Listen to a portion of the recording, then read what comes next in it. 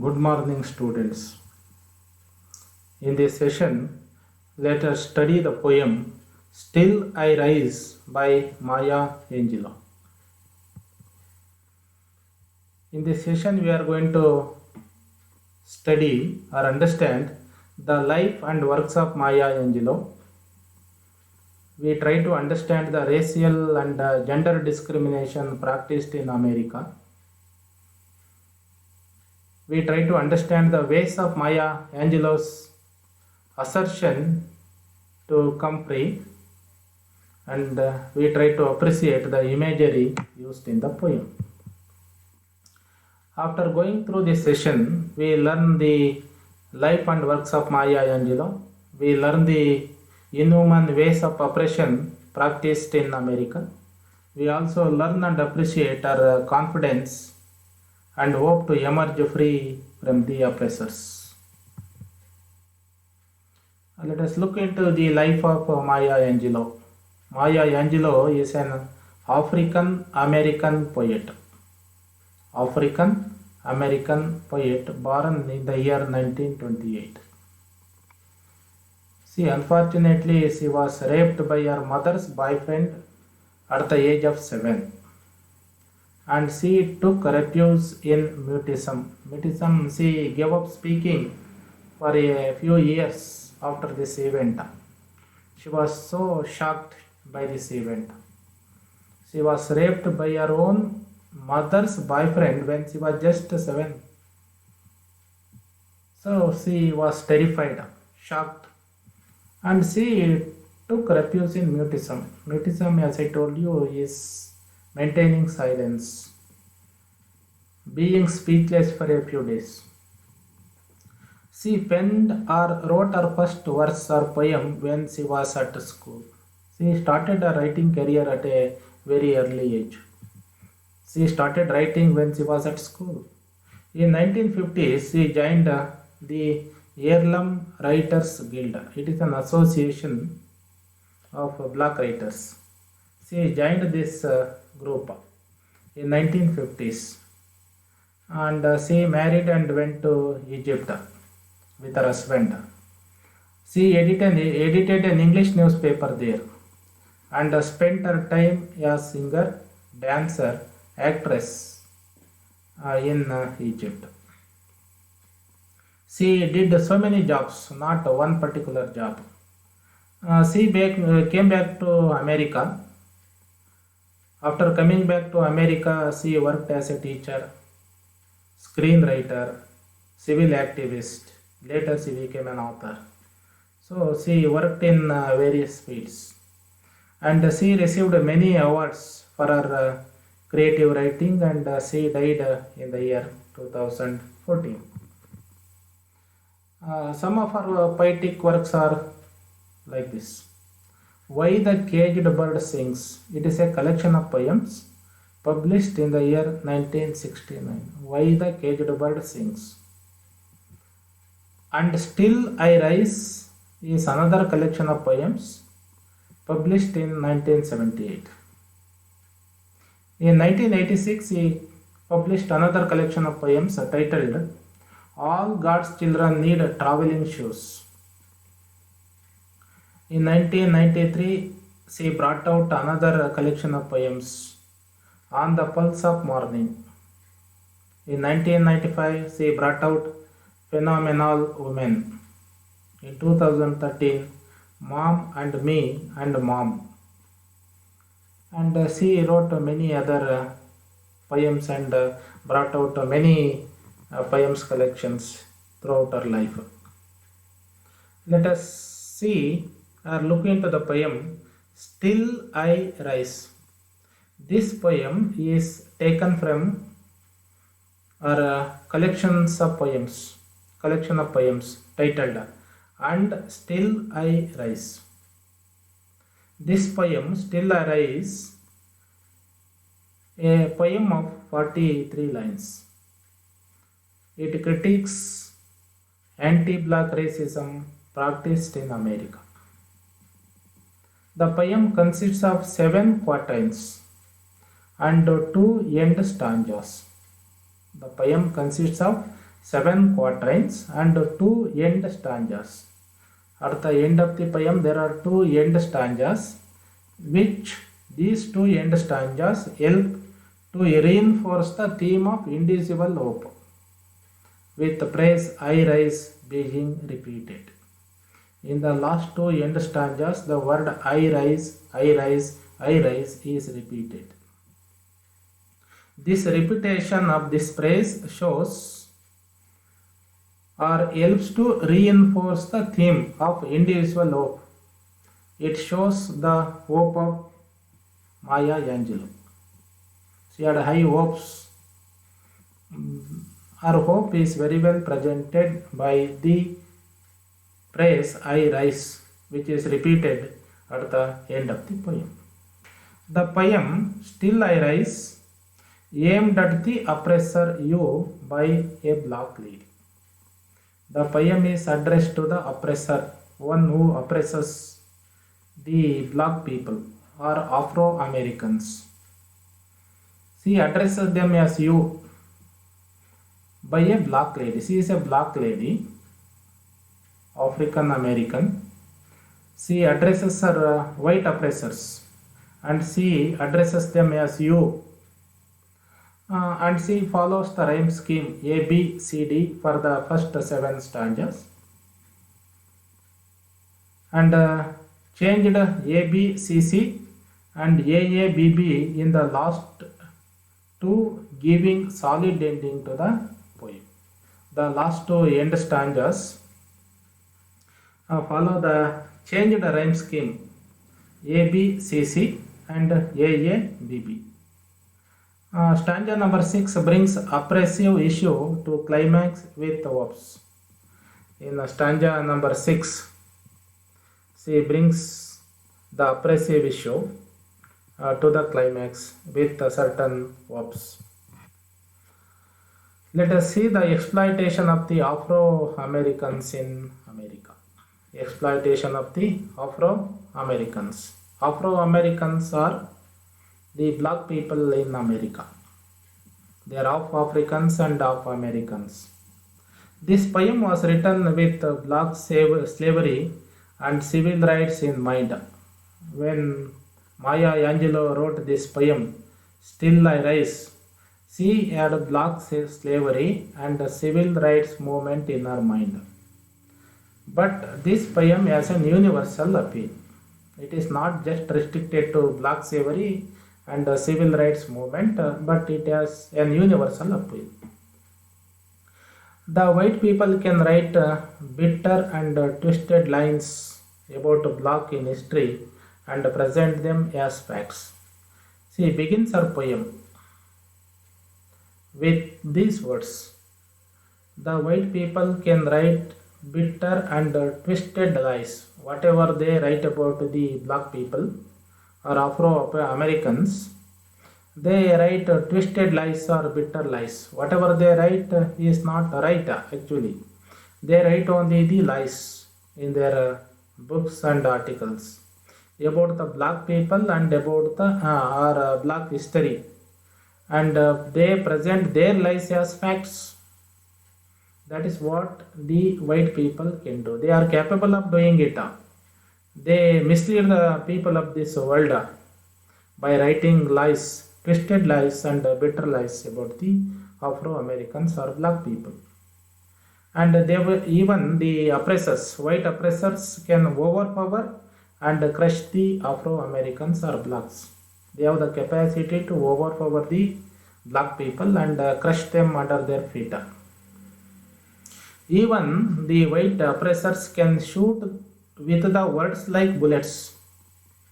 Since white oppressors are well educated, they can use sharp and bitter language, bitter words on Afro-Americans.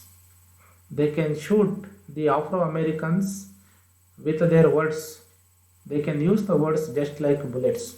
So she uses simile here. The words of the white oppressors are just like bullets. They pierce their body, pierce their heart, pierce their mind. Even they cut with a sharp glare. That is another metaphor that we find in the poem. The white oppressors can cut the bodies of the Afro Americans with just their glare, just by their uh, glance. Even they kill her with the hatefulness. The white oppressors hate the black people or Afro Americans a lot. They can kill them with hatefulness. This way, the white oppressors exploit the Afro Americans. Besides that, the exploiter or the white oppressor wanted to see this Afro American lady as a sad, defeated, and submissive woman. The white oppressors always expected to see the black people as sad people, defeated ones, and submissive one. They should be always submissive to the white oppressors. They are not supposed to be equal to the white oppressors, or they are not supposed to present their freedom, abilities, and competencies before the white oppressors. They always expected them to be under their control. They should be always submissive, respectful to the white oppressors. So the white oppressors wanted to see the broken bodies of the Afro Americans. Broken in body and spirit. Not only broken in body but also in spirit. They should not have the confidence or spirit in them. They should be broken, suppressed. They should always keep their head bent, eyes looking down rather than up at the white oppressors. They are not supposed to look at the white oppressors straight away, and their shoulders should be always bending down like in the way tears fall down. Quite naturally, our tears fall down from our eyes. Similarly, their shoulders should bend down like the tears. They are not supposed to stand erect, and their body should be weakened by intense sobbing. They must keep on weeping or mourning, expressing their sorrow, disappointment. They are not supposed to be happy.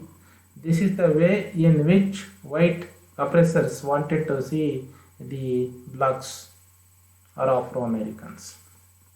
But Maya Angelou very simply answers them. She lived with joy, contrary to their expectations, contrary to the expectations of the white oppressors. She lived with joy, lived with pride, and lived with dignity. This is an act of resistance against exploitation. She resisted the white oppressors' expectation. She acted against their wish. She resisted their exploitation, against and triumph over oppression. She celebrates or gets victory over the oppression by living with happiness, living with pride and dignity. So, when she started living with happiness, with dignity, the exploiter, white exploiter, felt hurt. He is so upset or offended, and he went gloomy and surprised because he possesses. Maya Angelou says she possesses or she wants. She walks as confidently as if she has oil wells in her living room. She behaves as if she is the richest lady in the world. She is so confident, she walks so confidently, holding her head high, as if she has oil wells in her living room. Oil wells bring in lot of wealth. The owner of the oil wells is a very, very rich man. She lives as if she is such a rich lady, having all the wealth in her living room. That made the white oppressors feel hurt.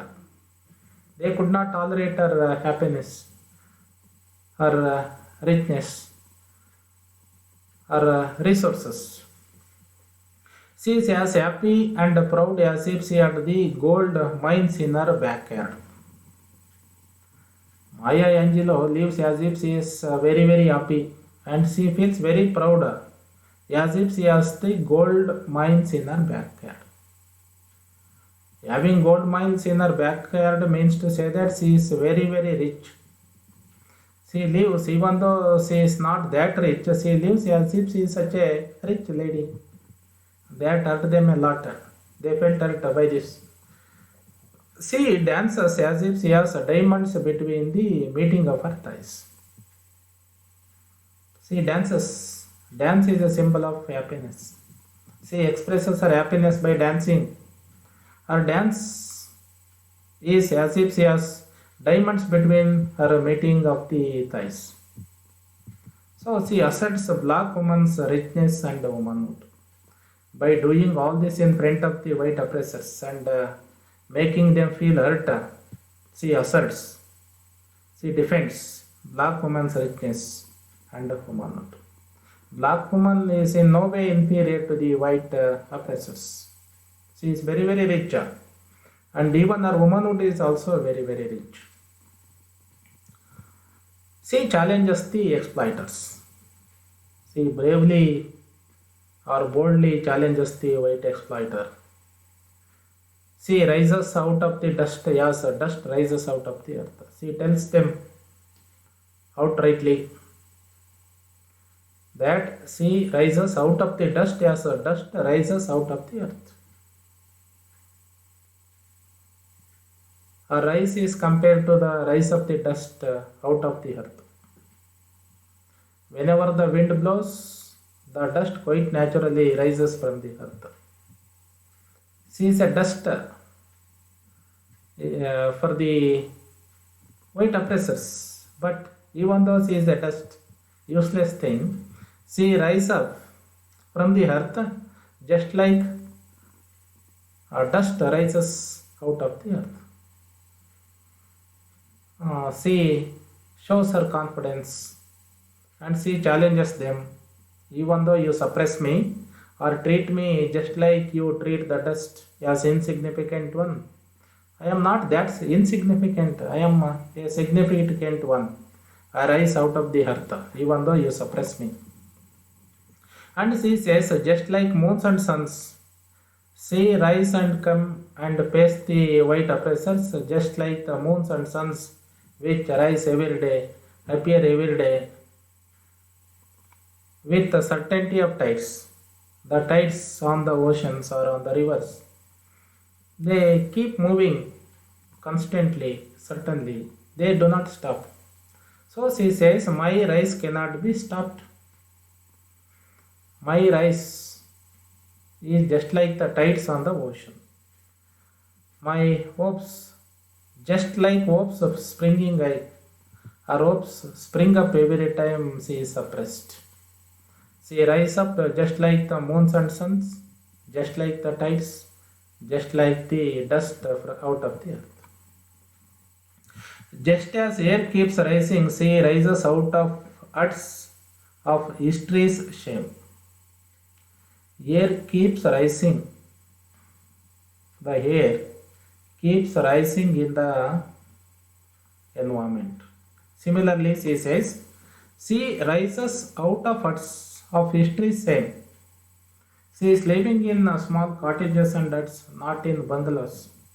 Even though she is leading a very, very miserable and poor life, she rises out of huts of history's shame. History has treated them in a very shameful manner. She has tolerated that shame. Even then, she rises out of that shame, up from the past that is rooted in pain. The history of the Afro Americans or blacks is very, very painful. If you look at the roots of their history, they led a painful, miserable life throughout. Even then, she led such a miserable life, painful life, exploited life. She rises from that pain. She is as vast and full of power as a dark ocean. She says she compares herself to the power of the dark ocean. She is as vast as the ocean and she is as powerful as the dark ocean. She is not an ordinary lady. Her power is compared to the power of the dark ocean. She rises just like the ocean rises. And the walls and swell, that's wells and swells and carries the tide. Dark ocean wells collects a lot of water. It swells whenever there are strong winds in the form of waves, and it carries the tide. Similarly, Maya Angelou is very, very powerful. She is just like the ocean. She wells, she swells, and carries the tide of history forward, and she cannot be kept quiet. She rises up like the tides and leave behind all the darkness of terror and fear. In history, these Negroes or black people experienced a lot of terror and fear by the white oppressors. She says she leaves all these things behind her. She leaves behind the terror and fear the people, black people experienced. They leave it behind and rise up, just like the tides rise up. So she has the challenge. She challenges the white oppressors. They cannot suppress her and keep her quiet.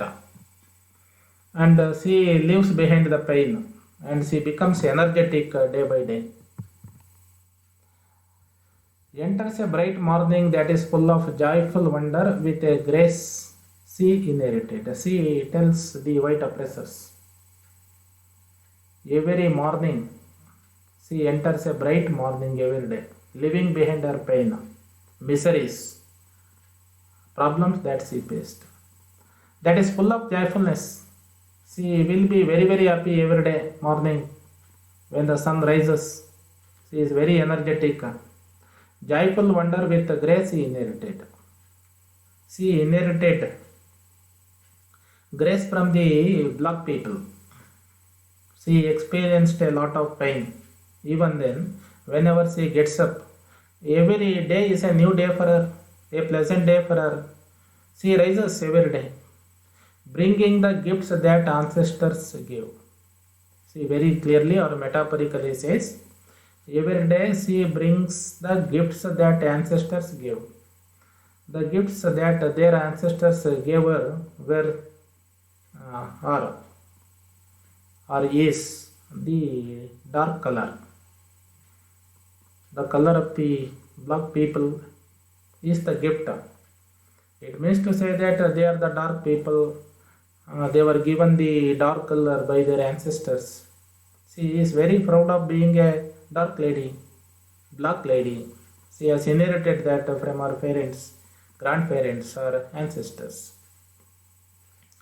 She embodies and dreams and hopes of her roots. She says she embodies or she has the dreams and hopes of her roots or her people, black people. She is the hope and dream of her black people. She represents the black people. Her dreams and hopes are the dreams and hopes of her race. They are the dreams and hopes of our black people. She is the representative of the black people. I am the dream, I am the hope of the slaves. She very boldly says, I am the dream, I am the hope of the slaves. I rise, I rise, I rise. So she uses the metaphor. Dream and hope stands for the black people. And Maya Angelou is the dream and hope. She is the leader. She is the hope for the common people or the black people. She says, you oppressors, you do whatever you want to do to suppress me. Suppress the black people. You cannot. If you suppress us more and more, we rise again and again. You cannot stop our rise. So despite racism and adversity, she expresses her faith that she and the whole of black will overcome their hardships and triumph. Even though they create adversity, even though the white oppressors practice racism and create adversity for the black people, She has faith in herself or in her community or in a race, and she says that the whole black community will overcome the hurdles put on their ways, and they cross all the hardships on their way and they get success against the white oppressors. So, in this poem, Maya Angelou responds to the ill treatment not only by the surviving, but not only by surviving, but thriving. She responds to the white oppressors, even though the black are ill treated by the white oppressors. She leads or she survives on this earth, not just surviving but by thriving, by getting success day by day. She improves her condition, fights for her rights. She survives and thrives, gets success. And that is very well presented in this poem. It is a poem of defiance, opposing the poem. In the poem, she opposes the discrimination meted out to the black people by the white oppressors. It is pricking conscience of the oppressor. She is pricking the conscience of the oppressors. She makes the white oppressors to question themselves. And this poem is packed with figurative language. She uses so many images and she uses figurative language to convey her rise in the poem. It is a poem of self-respect and confidence. In this poem, she expresses her self-respect. She doesn't undermine her own character or the character of the black people. All the black people, including this writer, have self-respect and they have the confidence and hope. She shows nothing can get her down. She makes it very, very clear to the white oppressors that nothing can get them down or her down. Her voice is very, very clear and it is very, very loud. She makes a loud voice, cry aloud, and make the white oppressors understand that they cannot suppress her. She is very, very clear in her vision. Her rise is inevitable and unstoppable. She tells them that her rise, her success is inevitable and nobody can stop her. Her success is unstoppable. She rose from the dust. You see the images that she uses. First, she rose from the dust. Then she joined the air, from dust to air. From air, she talks about the tides. She, in the form of tides, cannot be stopped by the white oppressors.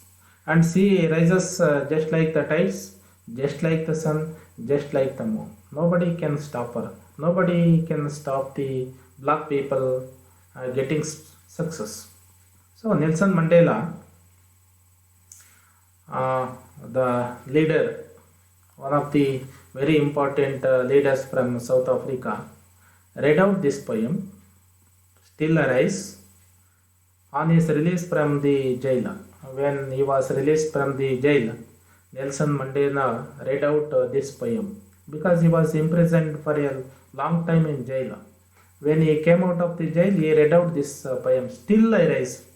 You can imprison me for years and years, years together. You cannot suppress me. You cannot silence me. You cannot stop my voice.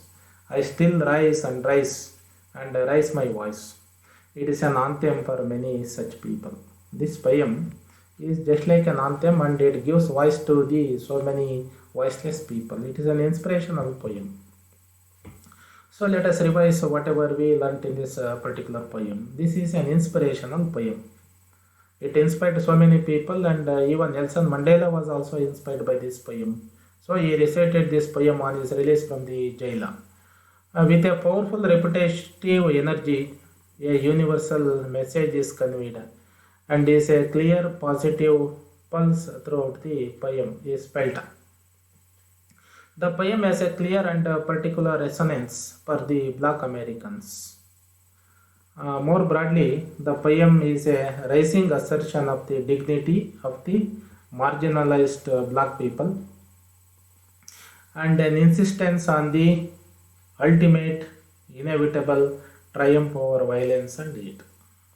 It shows the fight of the marginalized black people, and it is inevitable for them to get success over violence and hate, even though they are hated and violence is meted out to them by the white oppressors. It is inevitable for them to fight against them and get success. It gives the voice and success to the Negroes. So Maya Angelou is the voice of the black people in America. She is the voice of the black people, and she is the dream of the black people in America. Let us try to answer some of the questions. The speaker in the poem is a white man, a white woman, a black woman, a historian. The speaker in the poem is a black woman. The tone of the speaker is in the poem mild, submissive, voiceless, triumphant. Triumphant. The tone of the speaker is triumphant. Which of the following word is not used in the poem to refer to exploitation of the black? Kill, shoot, cut, drown. Drown is the word which is not used in the poem to refer to the exploitation of the black people. The figure of speech used in I am the dream and the hope of slaves. Simile, metaphor, irony, personification. The figure of speech used in this line is a metaphor. The speaker says she has a oil well in her bedroom, in her living room, in her backyard, between her thighs.